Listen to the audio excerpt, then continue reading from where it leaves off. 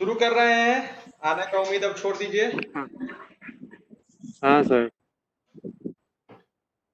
हम लोग गैस लज पढ़ रहे थे, उसमें एक बचा हुआ था। हाँ उस दिन तक वांडर वाल्स लास्ट था। Equation of state.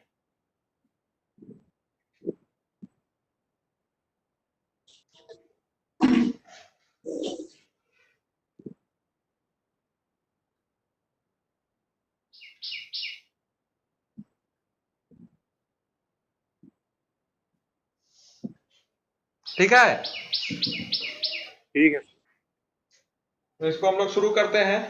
Wander Waals equation of हाँ स्टेट। सर।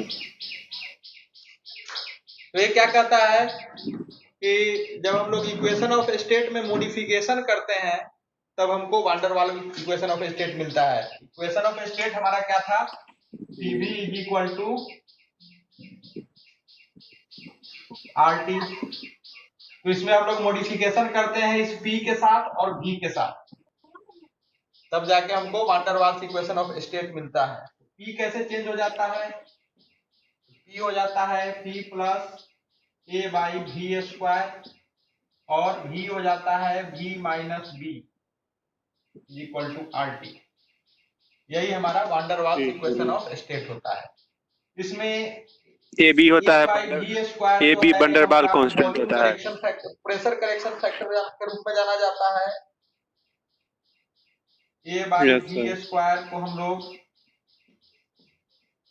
करेक्शन फैक्टर के नाम से जानते हैं, और इसी को कहते हैं force of cohesion.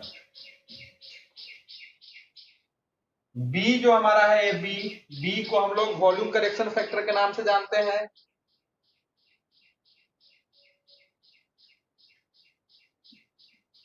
Constant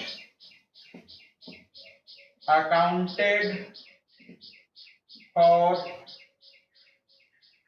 volume. और यही हमारा इक्वेशन जो है इसको बोलते हैं Van der Waals equation of state. ठीक। ए बी दोनों को ना मानते हैं बंडर बाल कांस्टेंट। ठीक है। हाँ सर, बोले कि ए और बी को दोनों को ही ना बोला आवाज नहीं जाता है आ रहा है। बंडरवाल कांस्टेंट। बोले सर कि ए और बी को दोनों को ही ना बंडरवाल कांस्टेंट मानते हैं।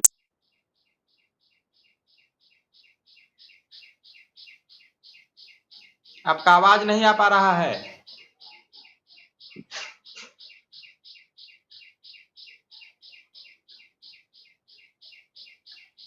ठीक है, आगे बढ़े।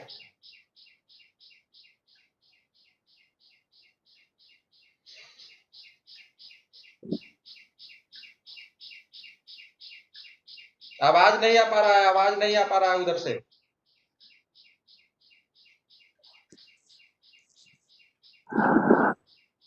बोले कि ए और बी को दोनों को ही ना मानते हैं बंडरवाल कांस्टेंट।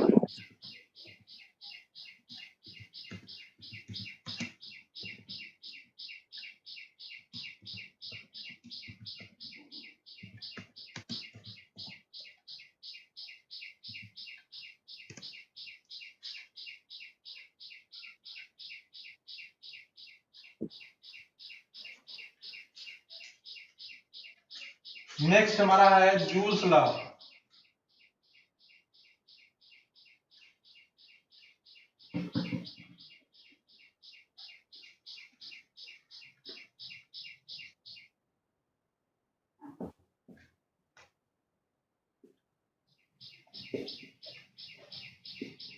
तो जूल्स लॉ क्या कहता है? तो जूल्स लॉ हमारा कहता है कि परफेक्ट गैस का इंटरनल एनर्जी जो होता है वो फंक्शन होता है सिर्फ और सिर्फ टेम्परेचर के।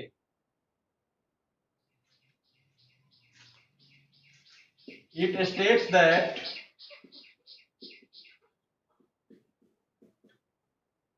internal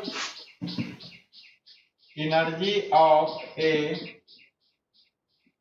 परफेक्ट गैस को ही आइडियल गैस भी कहते हैं।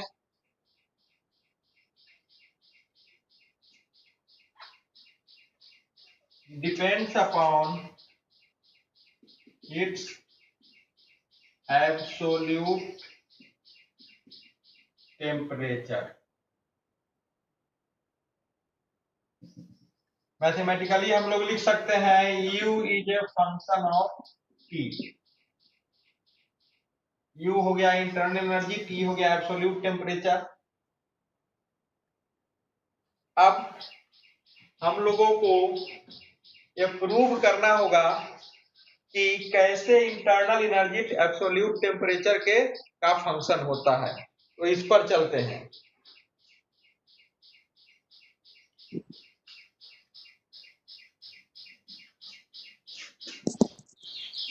From first law of thermodynamics हम लोग जानते हैं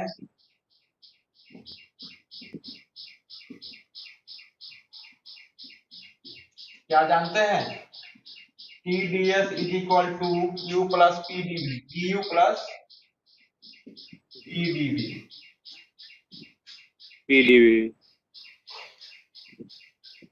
TdS और कुछ नहीं है, Q है। Q के रूप में हम लोग पढ़े थे, Q is equal to U plus PdV। तो TdS जो है वो असल में Q ही है।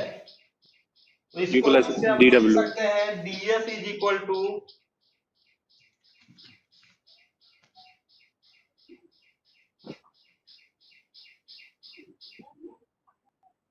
DU plus DU by T plus T by T into DV। अब चूंकि हम लोगों को प्रूव करना है कि इंटरनल एनर्जी जो है वो टेम्परेचर का फंक्शन है, तो उससे पहले हम लोग थोड़ा सा एज्यूम कर लें कि ये जो है टेम्परेचर और वॉल्यूम दोनों का फंक्शन है, और तब अंत में लिखेंगे लास्ट में कैलकुलेट करने के बाद अगर हमारा सिर्फ टेम्परेचर पे डिपेंड करेगा तो कि हमारा एजम्पशन गलत है।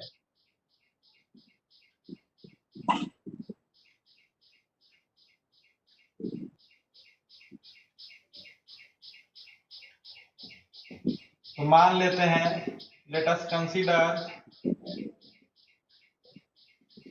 Internal energy is a function of temperature and volume. तो लिख सकते हैं U is equal to FT, V। अब अगर इसको इंटीग्रेट करें तो क्या लिख सकते हैं, DU इज इक्वल टू, एक बार T के टर्म में करेंगे वॉल्यूम कांस्टेंट रखते हुए, दूसरे बार यस सर, V के टर्म में B को करेंगे T को, टेम्परेचर कांस्टेंट रखते हुए। Yes sir. इसको नाम दे देते हैं इक्वेशन नंबर 1।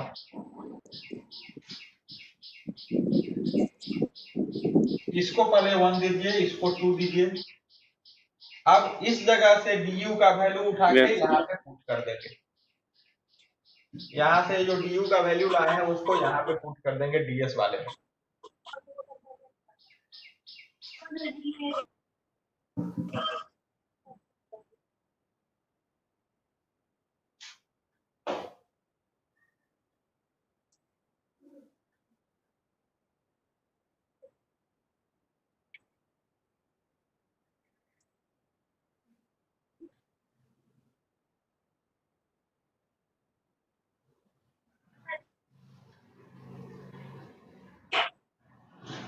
ठीक है, yes sir.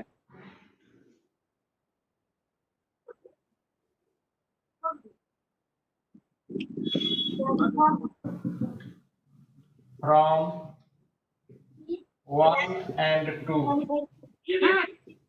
we have DS is equal to,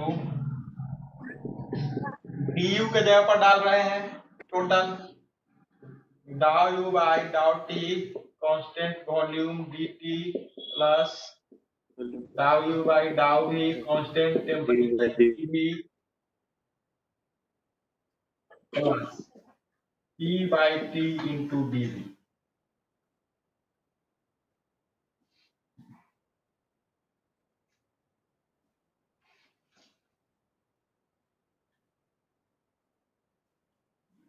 अब इसको रीअरेंज करते हैं। 1 by T डाउ U by डाउ T at constant volume dt plus 1 by T फिर से कॉमन,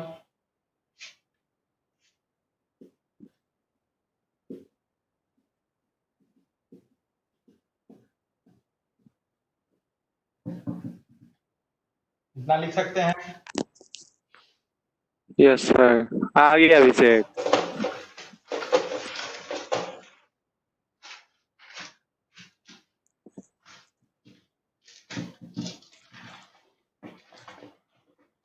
इसको इक्वेशन नंबर 3 मार्क कर देते हैं। अब ये जो S है इसको भी मान लेते हैं कि फंक्शन है टेम्परेचर और वॉल्यूम का।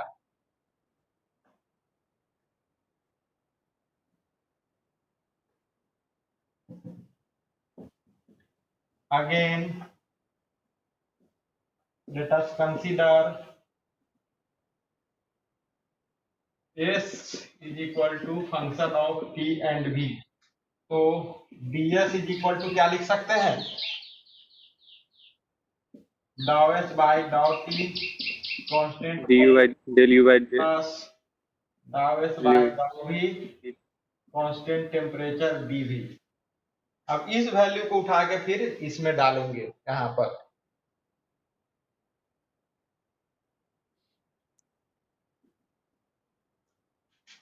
From 3 and 4 we have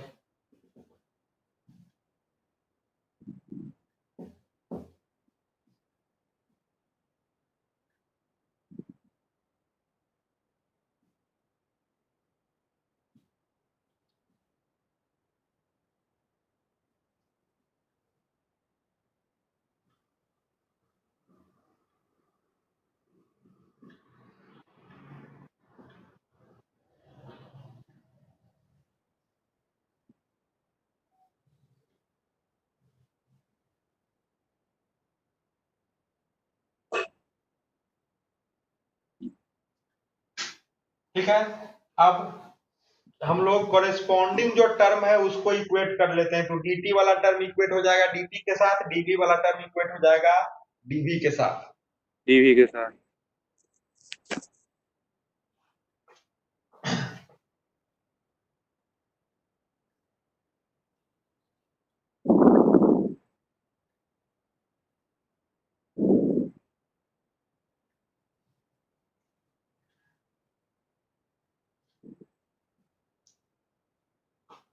From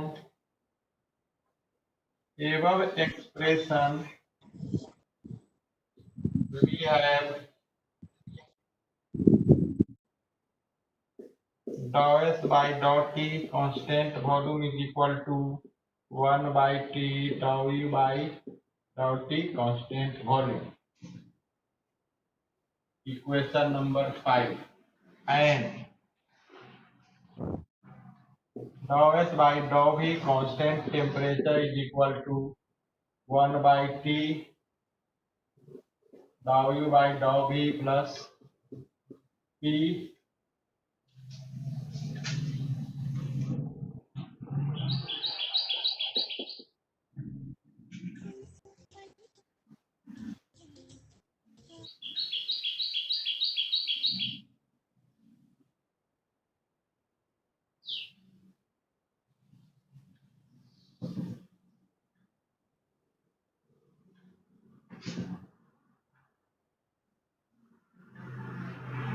ठीक है। ठीक है सर। अब हम लोग इक्वेशन 5 को डिफरेंशिएट कर लेते हैं v के रेस्पेक्ट में।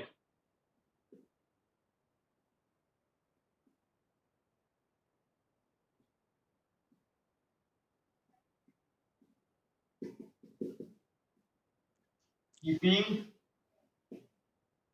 t कांस्टेंट बी के रेस्पेक्ट में कर लेते हैं, टी को कांस्टेंट मानते हुए।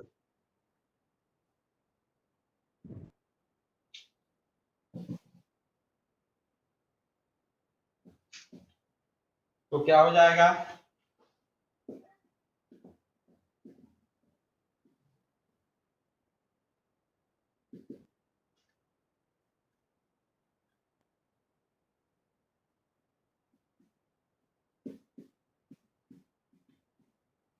इतना हो जाएगा। और इक्वेशन 6 को कर लेते हैं टी के रेस्पेक्ट में, जी को कांस्टेंट मानते हुए।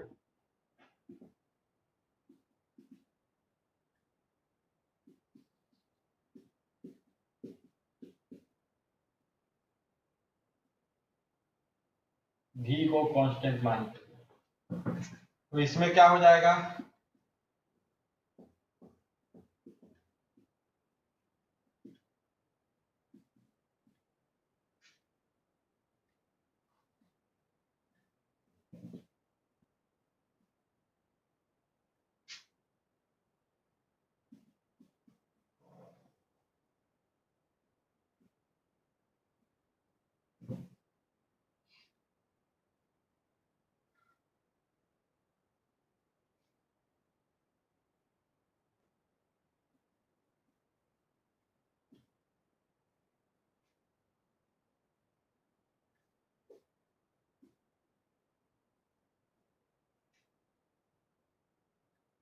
ठीक है, बाई पार्ट्स वाला डिफरेंशिएशन हुआ है।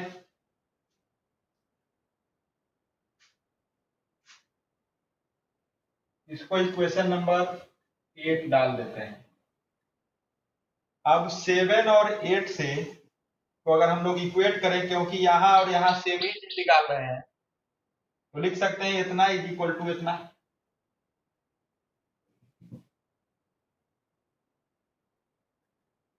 From 7 and 8, 1 by t dou square u by dou t dou v is equal to 1 by t dou square u dou v dou t plus 1 by t dou p by dou t minus 1 by t square dou e dou v at constant temperature minus p by t square। अब ये दोनों term तो same है, मतलब इतना term का सम 0 हो जाएगा।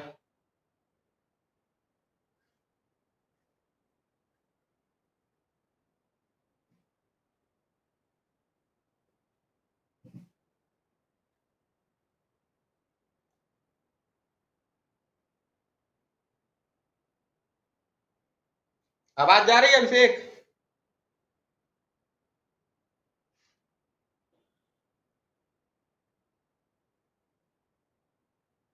आवाज जा रही है अभिषेक? अभिषेक आवाज जा रही है? हाँ हाँ सुजान है। Hello.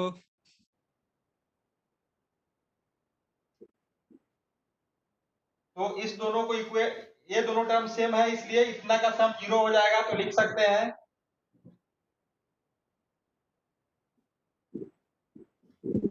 1 by t dou p by dou t minus 1 by t square dou e dou v at constant temperature minus p by t square is equal to 0।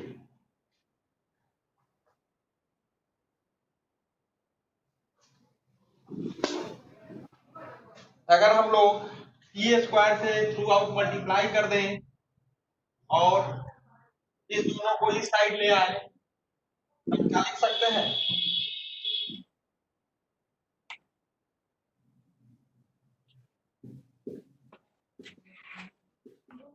p root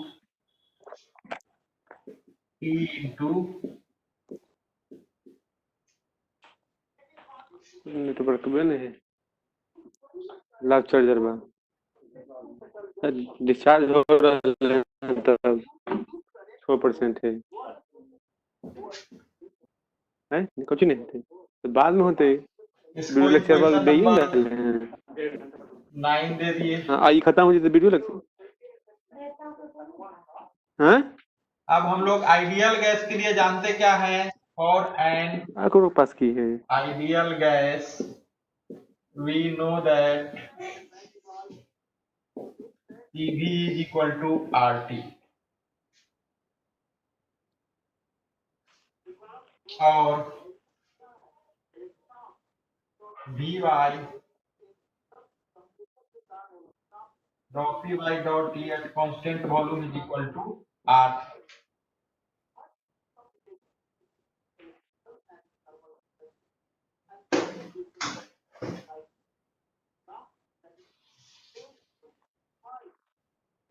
यहां से हम लोग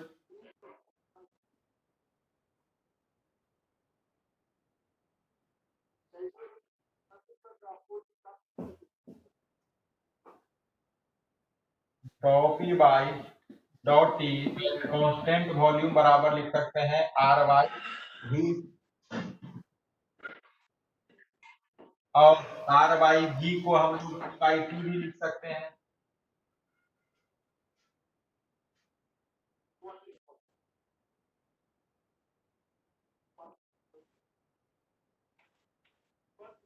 इस वैल्यू को अगर इक्वेशन 9 में डाल दिया जाए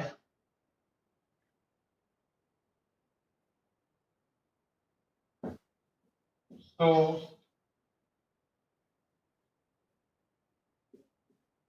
इस वैल्यू को अगर इक्वेशन 9 में डाल दिया जाए तो P by T into T is equal to P, तो P से P कैंसिल तो ए टर्म हो जाएगा 0।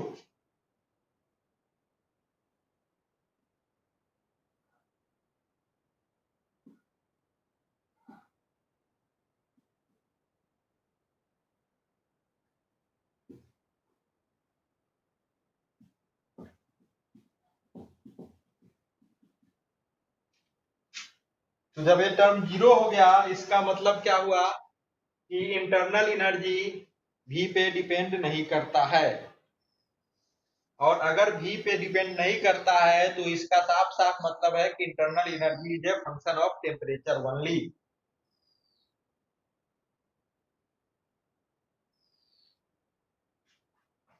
तो लिख देंगे हम लोग since internal energy does not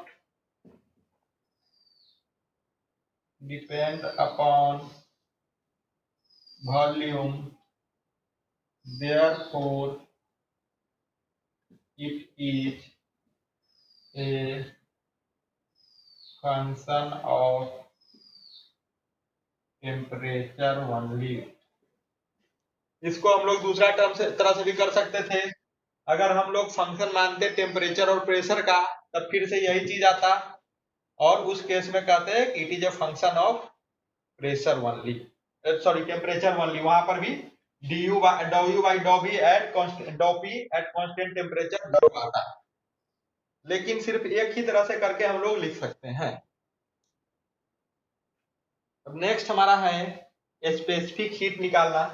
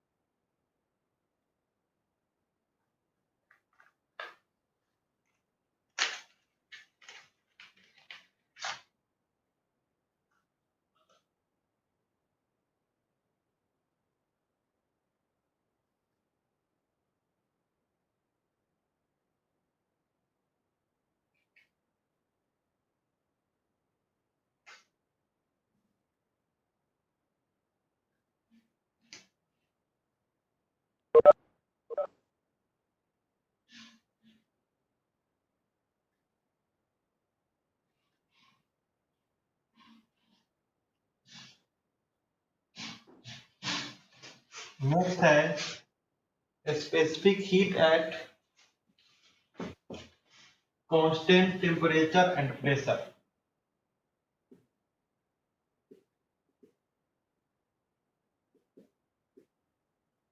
Constant volume and pressure.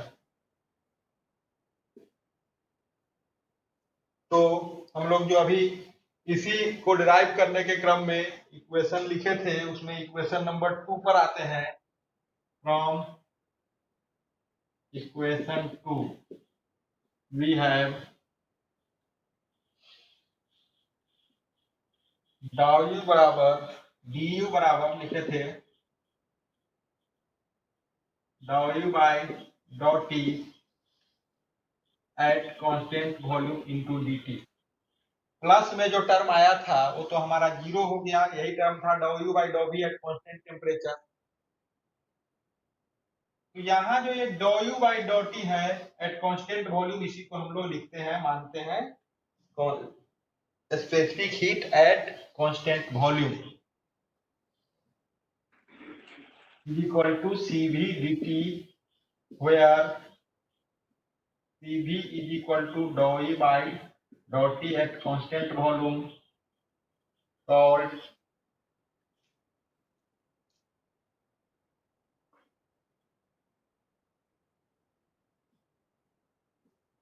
specific heat at constant volume।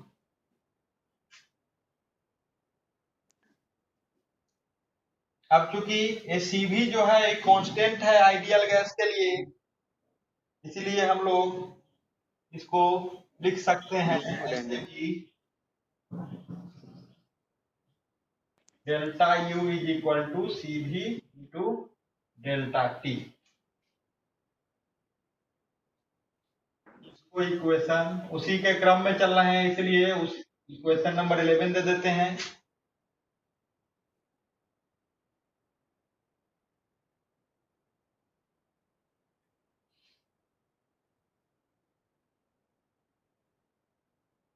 अब हम लोग जानते हैं, we know that H is equal to U plus PV। Internal energy plus PDV work के बराबर होता है एंथैल्पी। ये पढ़े थे हम लोग सेकंड लॉ ऑफ थर्मोडायनामिक्स में, वहां से ही चल रहे हैं। और H is equal to U plus RT, क्योंकि PV जो है वो RT के बराबर है आइडियल गैस के लिए। तो इससे ये हमारा फंक्शन ऑफ टी है, प्रूफ हो चुका है। ये यहाँ पर भी फंक्शन ऑफ टी है, इसलिए हम लोग लिख सकते हैं H is equal to function of T, direct लिख सकते हैं। और जब H फंक्शन ऑफ टी हो गया तो हम लोग अगर डिफरेंशिएट करें तो dH is equal to du plus R dt लिखा जाएगा।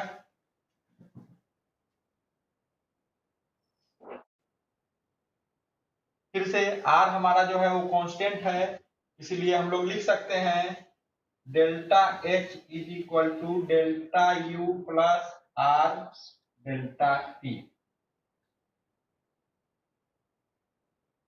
इसको इक्वेशन नंबर 12 दे देते हैं।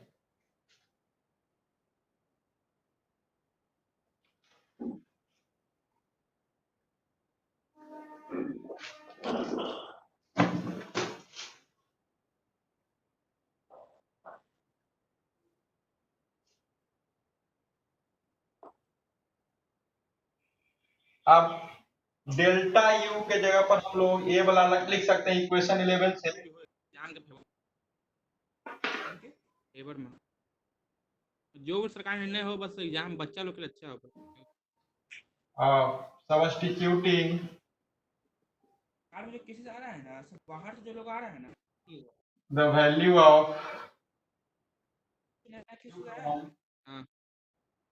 11 to 12 डेल्टा एच के डेल्टा यू के जगह पर हम लोग ये लिख सकते हैं, तो लिखेंगे delta H equal to CV dt delta T plus R delta T, या लिख सकते हैं सी भी plus R into delta T. कि हम लोग ये मानी है कि हमारा h जो है वो फंक्शन ऑफ t है, जब u फंक्शन ऑफ t था तो हमारा du बाई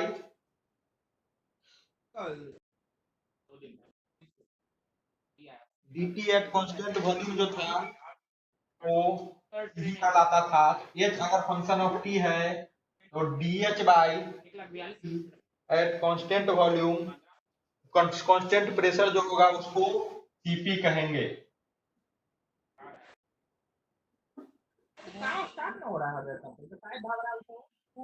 तो यहाँ लिख सकते हैं cp is equal to cv plus R into delta T, और cp minus cp into delta T यहाँ पर लिखेंगे तभी तो होगा वो। इसको अगर थोड़ा सा इलेबोरेट करके लिखें तो ऐसे लिख सकते हैं dh by dp at constant, dh by dt at constant pressure into delta T. इसको लिख देंगे cp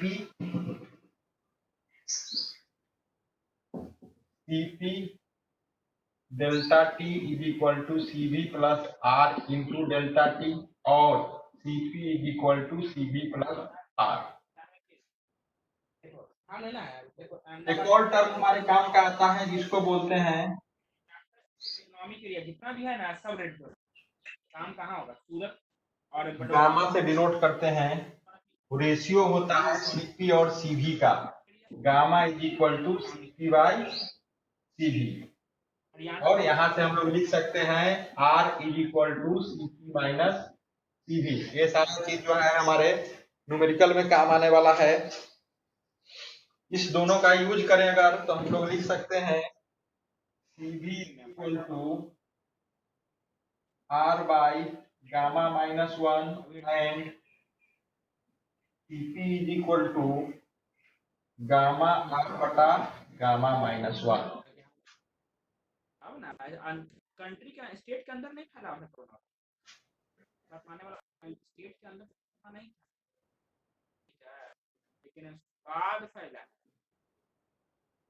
देख रहे हो।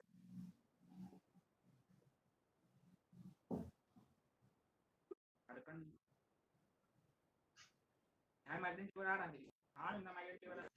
अब निकालेंगे इंट्रोपी चेंज और एन आइडियल गैस। इसको जोड़ भी दोगे ना तब भी सदा रिकवर,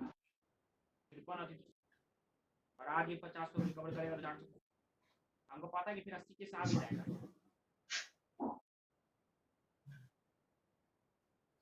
हम लोग जानते हैं कि ds is equal to du plus pdv, equation number 1। और सो एक और चीज जानते हैं कि ds is equal to dh minus vdp।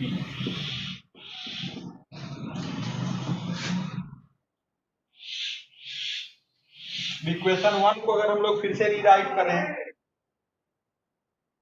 ds के टर्म में तो लिख सकते हैं equation 1 can be rewritten as ds is equal to du by t plus e by t into dv। तो इसको लिख सकते हैं dv dt by t plus rd।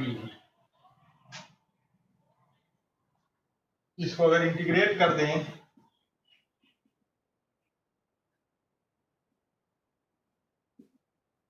within limits we have integral ds from 1 to 2 is equal to cv by t integral dt 1 to 2 plus r integral dv r by v होगा ना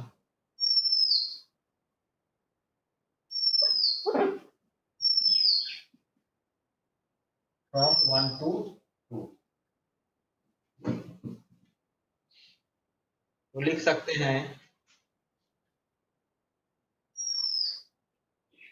नदियों को एहसास है सागर में भी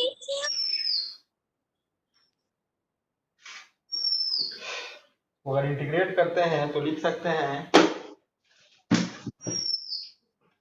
s2 minus s1 is equal to cv ln t2 by t1 plus r ln v2 by v1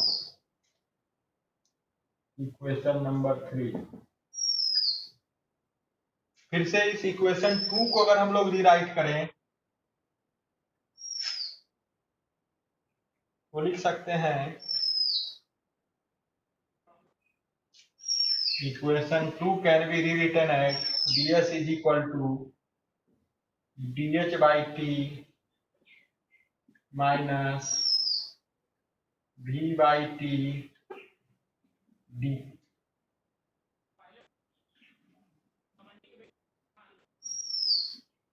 तो इसको लिख सकते हैं dh by t को लिख सकते हैं हम लोग cp dt by t और v by t को लिख सकते हैं r by t into dt। अब इसको अगर इंटीग्रेट करें फिर से तो क्या हो जाएगा फिर से हो जाएगा यहाँ पर cp into dt by t minus r into dt by t तो इस बार हो जाएगा cp ln t2 by t1 minus r ln t2 by t1 ये हो जाएगा हमारा इक्वेशन नंबर 4।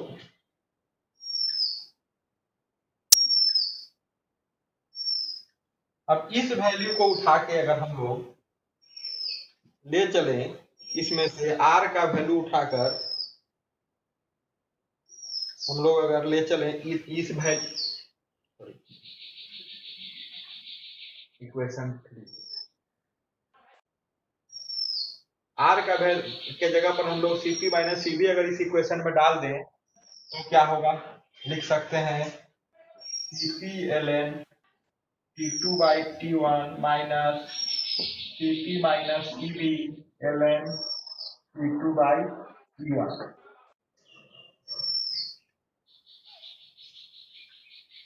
तो इसको लिख सकते हैं cp ln t2 by t1 minus ln t2 by t1 plus cv ln t2 by t1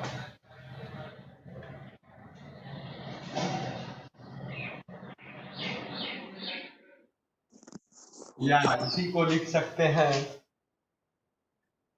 अगर बढ़ा के लिखें तो s2 minus s1 is equal to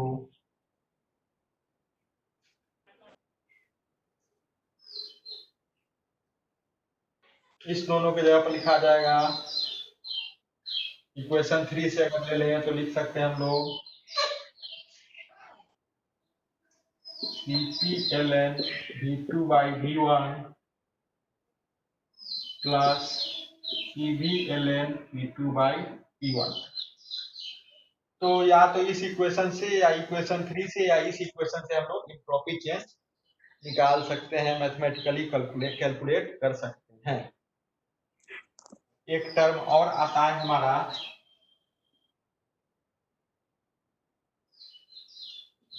compressibility factor पर बात करेंगे।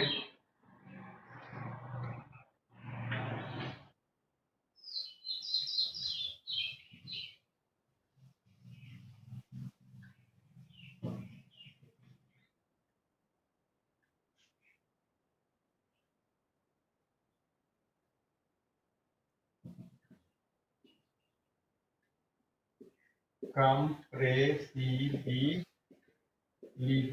फैक्टर को डिनोट करते हैं जेड से।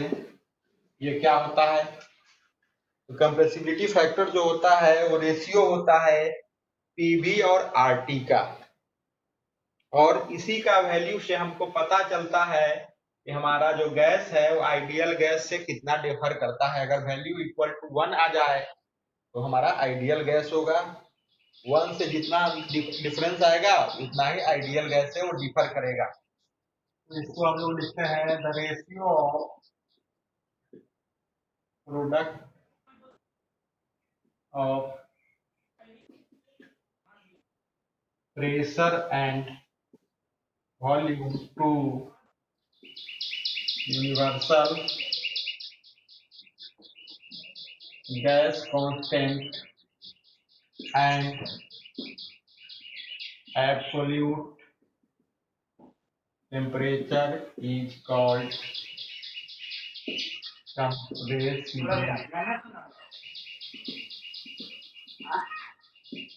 factor।